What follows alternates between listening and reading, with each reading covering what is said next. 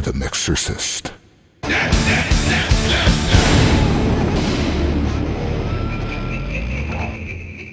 Hey, EB, are you out there?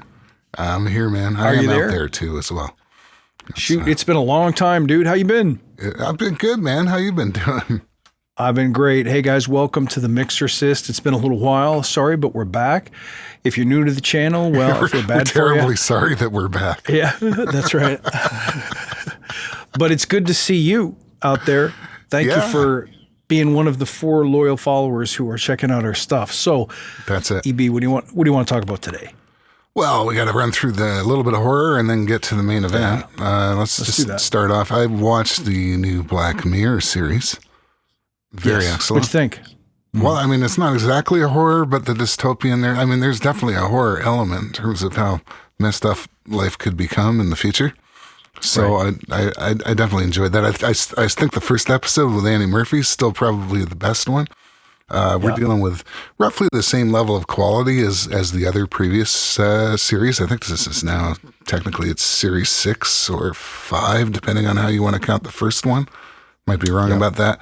This has been on par quality-wise. Maybe there is a little bit less novelty because some of these themes have been explored before, but it's still a great watch. Really love that one. Good. And the other one I saw a little while ago, the remake of Dracula, 3-part miniseries. Excellent. Right. Just check it out. Nice. Yeah, the ending's wicked too. Love it all. Yeah, I really like that one. And I don't care what the critics say. Yeah. I saw the Boogeyman, which was the Stephen King one. I went to theaters for that. And it was, I don't remember what happened. I remember it was good. There was a couple of suspenseful moments, but I wouldn't say it was like, oh my God, can't wait for you guys to see this. So it wasn't massive. I'm looking forward to Terrifier 3. If that comes through, that'd be pretty sweet.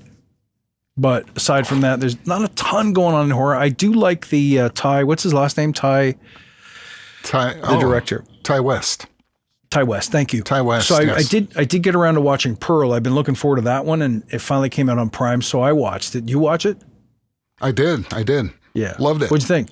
Yeah. Made sense. I didn't, it took me a while because Pearl had been out for a while, and I saw the first one, which is called X. I said, oh, that's great. And I sort of had Pearl just kicking around there in the watch later list, and I didn't realize what it was. And then I read somewhere online, it's like, oh, this is the second one. Andy's going to make a third one. So what's the second one? Totally sick. Yes.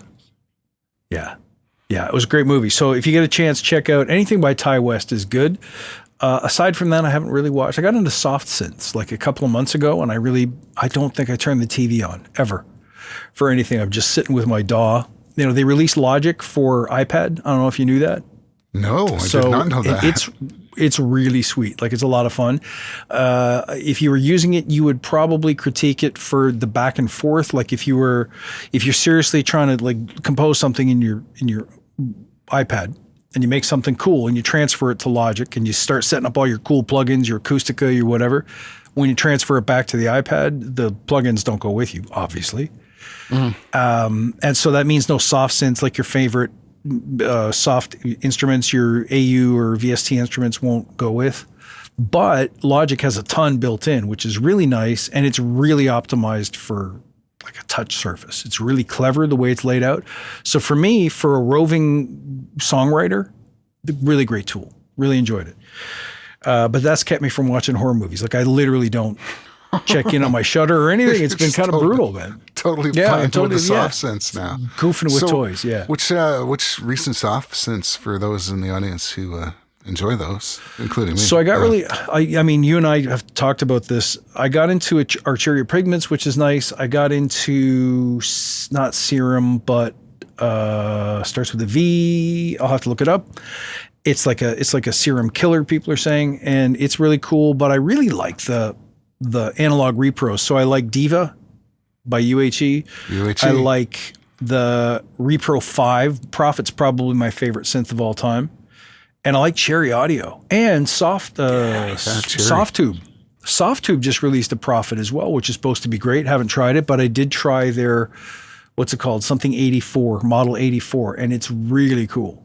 So I've been having a lot of fun with those. Yeah, and they're cheap. Like, a lot of these things are between $50 and $100 max, and they're great. Totally. Yeah. So I've been having fun with those. Really enjoyed the Cherry. You got me into those, and I picked up their ARP and their GX80. It's good. Oh yeah, it's good. And then there's one that's kind of more modern and digital called Dreamscape or Dream Synth or something like that. Yep, Dream Synth. Yeah, really awesome. Yeah, and of course for me the Native Instruments stuff, Massive X, Monarch, which is like still one of the best minis out there. And in Reactor, I love to build synths in Reactor, so you can kind of do whatever you want there. That goes as deep as you dare. My favorite by Cherry is probably that Mini Moog one, the Taurus pedal. Ooh, that thing's dope. If you want to make something that sounds like the Police or 70s Rush, mid 70s Rush, right there. It's beautiful. Nice. It's good. It's really fun to play with. Anyway, so let's talk about a plugin today. We haven't visited our friends at Acustica Audio in a while. You want to bring up what we're talking about here? Oh, you know it. What we've got here is an advanced copy of Acustica Audio's new flagship mastering EQ. It's called Cherry. Rather than being based on a particular model of hardware, it is using their hyper technology to take that to the max on its own accord. It's got the Acustica sound. I love this thing.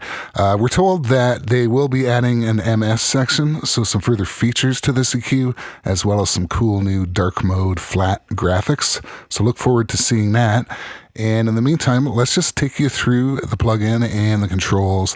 We'll see how everything works, and we will do some audio examples. Sure.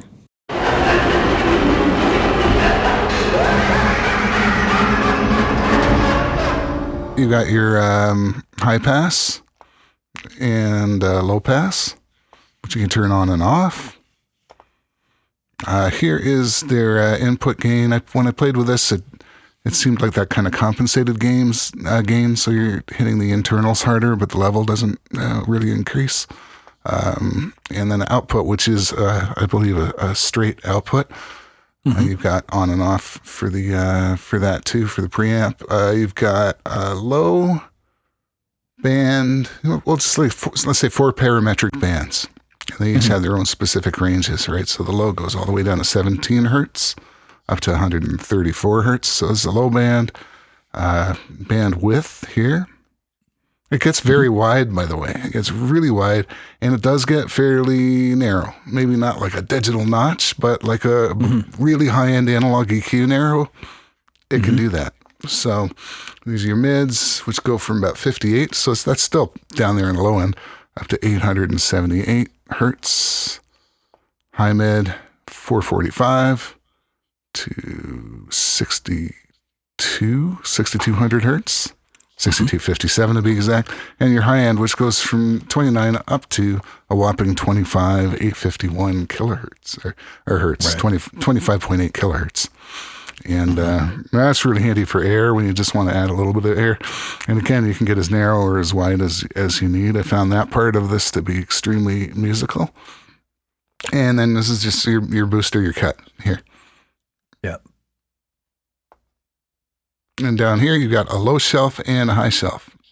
And also, I should mention, back up a bit, you can turn on and off each of these bands. I think it defaults with all of them on. There's low shelf, which will go really low. I mean, 184. But when I'm playing with it, it's like, it's a very, very solid bump in the subs that goes along with this, of course, because it's a shelf. And bypass in the middle here. I think this bypasses the entire plugin, if I'm not mistaken, from what I remember. Yeah. And 32 to 10 kilohertz for your high shelf. So let's turn all these off, but we'll leave the bypass, we'll leave the plugin engaged. And let's bring us up here as well. There we go. So we can see ourselves. So further, you've got 3 size settings. You can set it for 1x, 1.5x, and 2x. For the benefit of our high definition 4K video, I've got this set on 2x right now. Now, if you change these, you're going to have to uninstantiate the plugin and then reinstantiated, it'll come up at the new size. Up here, you can load or save presets. You've got your kind of A/B thing if you're used to, say, Waves plugins, where you can have 2 settings that you can toggle behind. You can copy and paste settings as well. You've got different options here.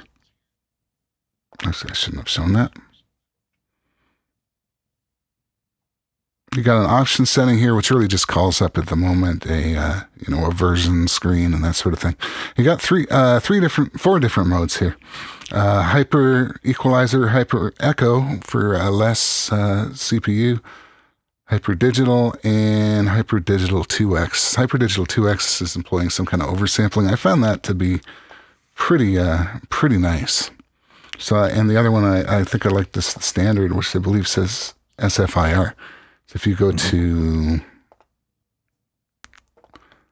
hyper echo, hyper digital, different modes, very subtle differences in sound, by the way, between these. When I went in with a scope, which I won't belabor that here, it was really clean at digital 2x, especially up near the Nyquist frequency there. Really cleaned up a lot. Let's play some music and let's play around with the controls and we'll see what we can get out of it. He failed, not I.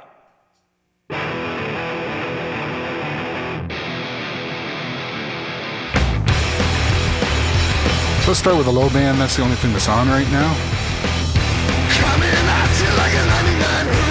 Try to find like a kick drum beat.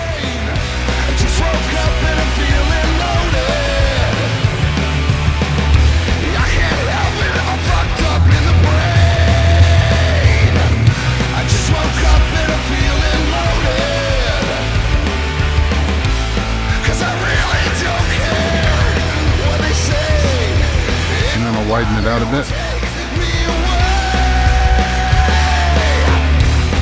And listen to how wide you can get it if you want. It's going way up into the mids, right? I just woke up and I'm feeling loaded. Everybody needs a little time to get away. Just woke up and I'm feeling loaded.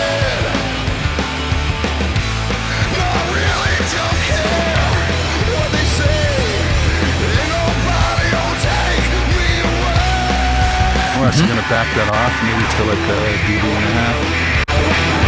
Let's give it some glisten up top. Let's try the high shelf for this.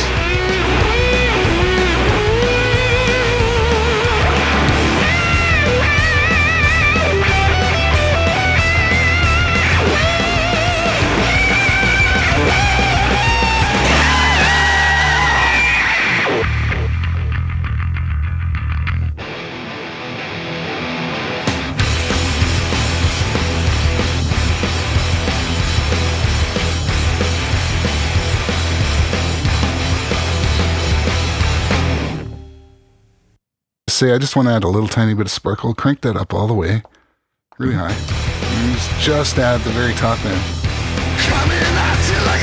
A little bit of air, right?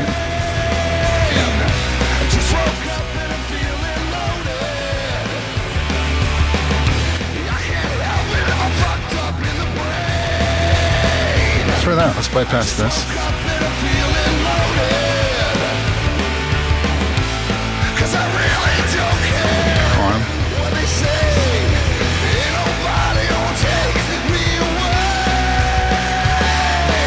Yeah.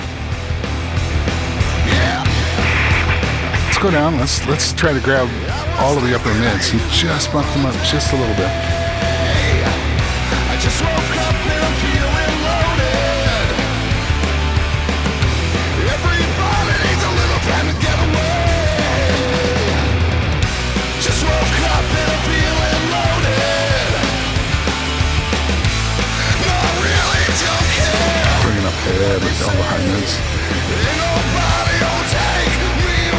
I would say like a dB max on this. Off.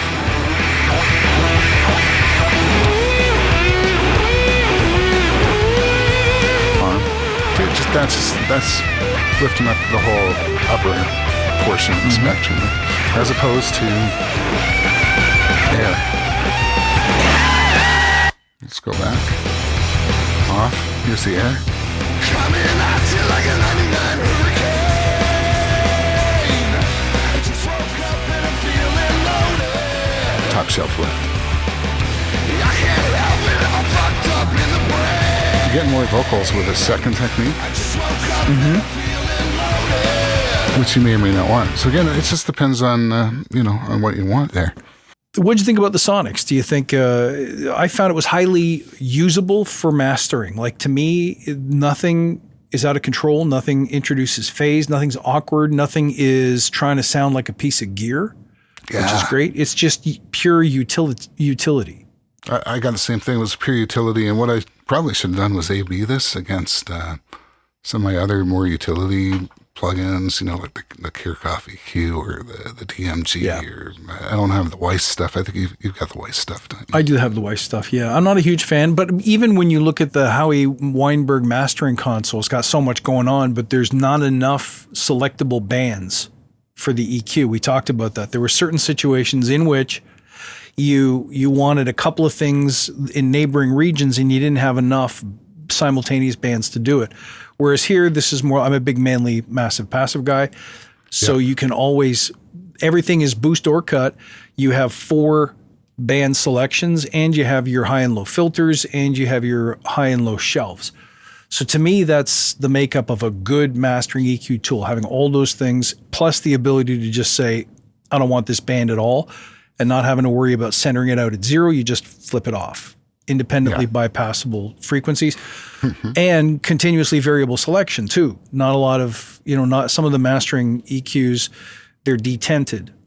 So this allows you to say, I want 6612. Okay, great. That's your frequency. You can do it. Yeah, and that's that totally continuous operation is not. I mean, you know how Acustica, they actually sample gear, right? And a lot of that gear is stepped, so they're very used to this. Like, here's the 1 kilohertz profile loaded up. That's why it takes a little time, right? Okay, no, I don't like that. 2K loaded up. Okay, let's go up one more 3K now. That's a little too high. We'll go back down to 2K, and that works 99% of the time, right? This, now, did you? I don't. Oh, sorry.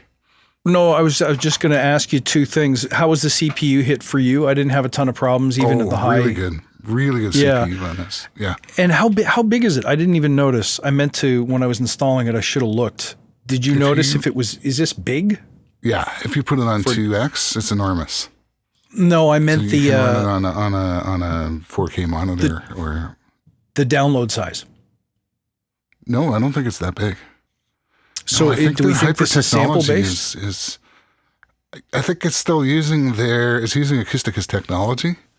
I don't know if they actually sampled gear to get this or not. Like, because sometimes they'll build their own custom circuits. Even they'll build their own circuits. I don't know if they're doing that here, or if there's interpolation going on. Maybe we should get some of the Acustica people on and ask them a little bit about the technology. That might not be a bad idea.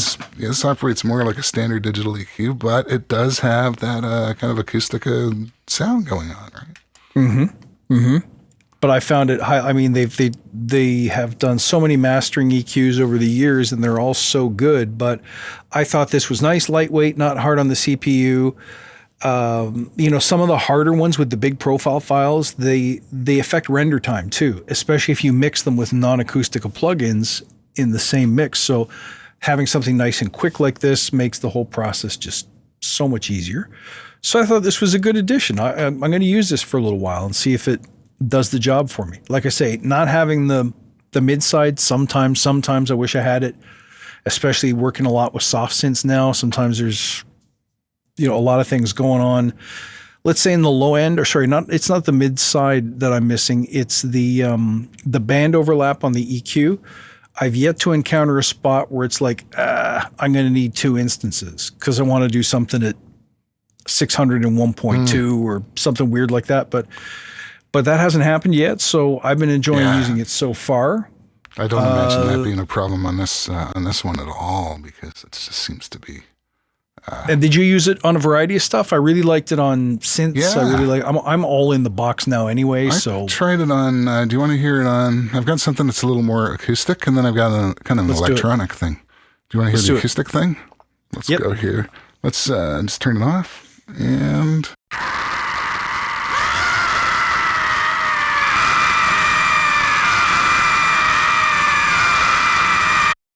this one's good because it's got some really deep subs. It's got some really high end on it. Let's go here. Actually, let's use the low shelf this time, shall we?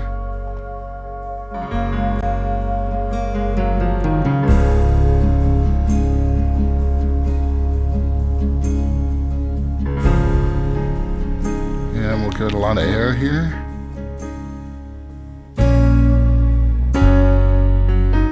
That's like a lot of EQ. Here's flat.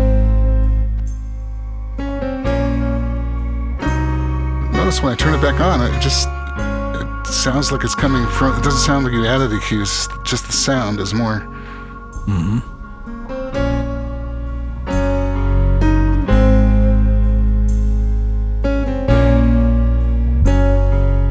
Off.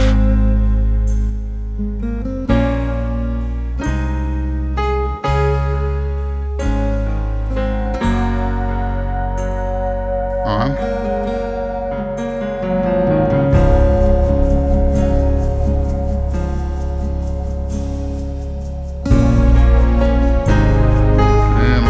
Back a bit.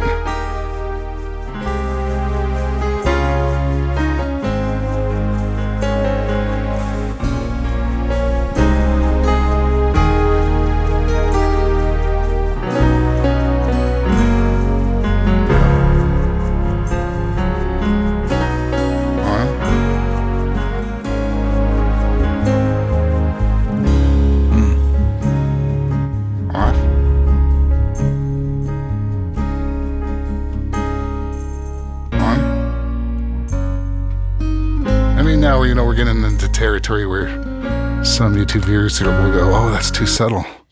Where, and that's also the same territory where other YouTube viewers will go, oh, wow, you're really cranking it way too much for mastering, man. So it's like, but pick your poison. Be good You're going to get it from both ends.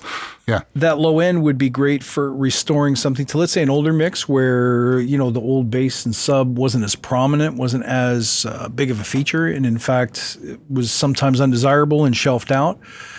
Sometimes you want to bring those back to some older mixes and you're like, wow, this doesn't sound as modern as, when I first mixed it 10 years ago. So could we remaster this just using a tool like this? Would really help you bring some of those basses forward. You widen that spread a little bit, you go a little subtle, or if you need a little more to readjust the balance, I think it would be really handy for that. Just confirmed, by the way, this is about a 275 meg install. So this is probably not sample based. It's very crisp and small. Yeah. So it's like a 10th size or maybe even a 20th of, say, something like Gold, which is like 5 gigs or something. Some are 5, yeah. Yeah. That's right. Yeah. So very different, different architecture. Yeah. You can hear the Acustica sound on this. I'm hearing it. It's shinier. I don't know. It's a nice tool. I like it. I think it's, if you don't have a good mastering EQ that you're comfortable with, I personally don't like graph-based EQs. So I really like the touchy-feely GUI of the knobs and the ins and the outs, and the slider for the Q isn't that half bad. So I find it easy to use. It's tactile for me. And I think that the sound it's a set of it is a set of gentle shaping tools to help you finalize something, So I found it really useful. Did you say we had an electronic mix to listen to as well? Yeah, let me see if I can pull that up there. Oh, that's not good. Not good. Purely electronic can be fun. There you go. So bypass the Sky. Okay.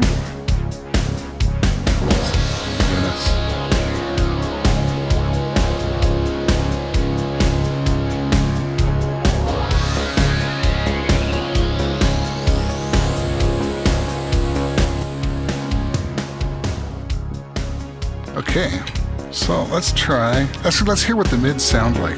Not that you wouldn't necessarily want to use it for the song. Let's just crank it up.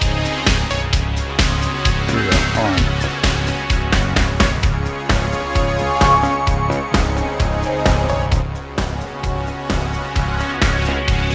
400 dB. boosted. Let's move that up to there. It's really grabbing the sound. That's the way I can describe it. It's grabbing the bring.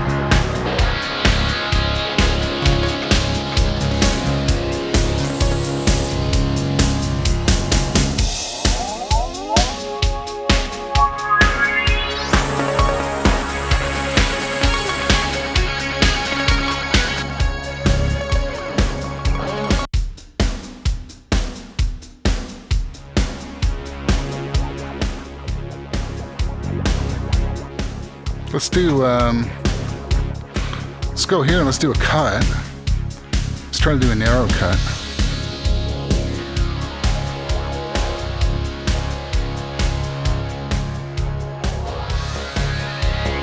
Let's make it very narrow, down all the way. This is just more so you can hear the filters.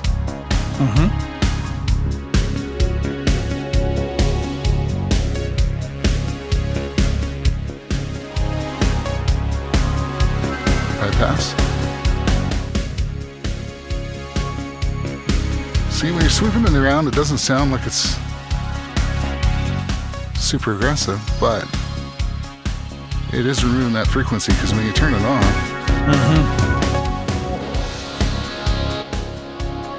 and that's something. Let's go with a really wide boost. Let's try. Then that'll round us up. Set all the way wide now. Do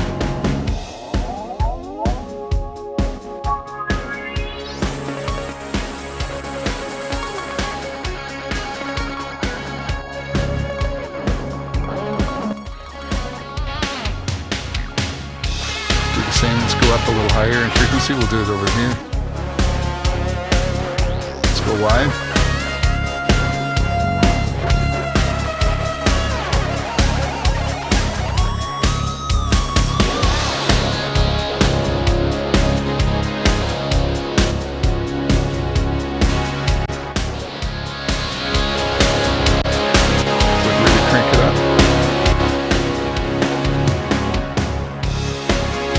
Jaggedy when you're changing frequencies, but during mastering, it's probably just with this control runs these here. And that's probably not something I'm going to want to automate anyways. And that's a severe amount of frequency, right? Where's the song go? That's how wide it is, right? I was going to say that. Where'd the song go? That's funny. Anyway, yeah, that's enough to give you an idea there, right? It is, yeah. It occurs to me some of the passive mastering EQs that they've modeled in the past, it's hard to make them sound bad. Here, you could make some bad decisions. You get yourself into a little bit of trouble with this EQ, but with judicious use, I think it's very flexible in a way that some mastering EQs can't be. Some mastering EQs, you're like, is that doing anything? I'm not sure it's doing anything. Whereas here, it's a lot more configurable. You can reach as far as you want to. And sometimes that's useful. In modern mixes, a lot of the stuff that you get, whether you're mixing podcasts or voiceovers, or sometimes you're given something that doesn't sound too bad, but it won't take compression because it really isn't that great. You could make some big corrections if you needed to. You'll be given something where there's just way too much bass and it's too muddy and you have to make some aggressive cuts. So it's good to know that it's there if you need it. Yeah, same. It's unobtrusive at the same time, and it seems to respect whatever's going through it. You can get severe with it. You can make things sound bad. And I think because it does have a pretty big range of gain, which actually starts to get into the idea that, yeah, you could use this to mix individual tracks or to put on your buses and that sort of thing as well, too, right? So it's not, these tools are kind of, not every mixing EQ you want to end up using on mastering, but for mastering EQs, sometimes they do a great job on just individual elements. Yep. And this, I believe, would be one of them. So, really happy with this one. I like it. So this is available now. It's out. Grab yourself a trial and test it for yourself and see if it suits you. Very quick install, small to download. So they're getting better on things like CPU. They're getting better on GUI sizing. They're fixing a lot of the issues that they encountered a few years ago. So this is a really nice update. and try it for yourself and see. Yeah, it's another fine addition to Acoustic. I know a lot of people like to collect Acustica plugins, and this is great because this is their hyper to the max. This is where they decided, okay, let's just see what we can make using this technology. Let's not limit it to any particular piece of analog gear that exists now or has existed in the past. Let's just see what the hyper tech can Make do. something good. Yeah. And it's their first hyper EQ, right? It's certainly not the first plugin to use the hyper technology. This may be the first one they devise strictly with the hyper technology. We got to get someone on here to explain more what that actually means. Right? I'm talking out of my ears. That's right. That's right. So we'll validate, and we'll validate in the comments. If we can get some quick answers, we'll put them in the comments for you. Yeah. Or if you have the answers, please feel free to drop them below there. That's right. But every bit helps. Yeah. Well, I've tried nothing, guys. and I'm all out of ideas. So. Yeah. That's awesome. Right on. Well, good to see you again, Chris. It's good to see you too, EB. Maybe next one we do live. Let's do one live. Let's do it live. We'll do it live. Get out for some more soccer, and we'll go in your basement with a few pints or something and do one. Oh yeah, or the backyard one is good too. Hey, do you remember that one with the cicada problem? Yeah. Yeah, I was okay. I remember that day. I was backing some stuff up, right, and I finally realized why I couldn't get rid of it, right? Because I was putting a lot of noise reduction and gating and shit. It should have killed that sound, but what I didn't do in the mix, no, I hadn't muted the one from the actual video, right? So I had the two mics, and your mic, my mic, video. And they were like, it was all phase accurate, so it didn't sound. Right. I didn't get tipped off that was still on, and it was still on. So I was doing all this stuff. Coming into the camera. It's like, it's not working the way. Anyway, that's just for the hardcore, because that was one of our lowest viewed videos of all time. Probably. So we're definitely doing that again. Yeah, let's do it. All right. Well, thanks for watching, everyone. Thanks, guys. Yeah, it's great to see you. And we'll see you next time on The Mixercist.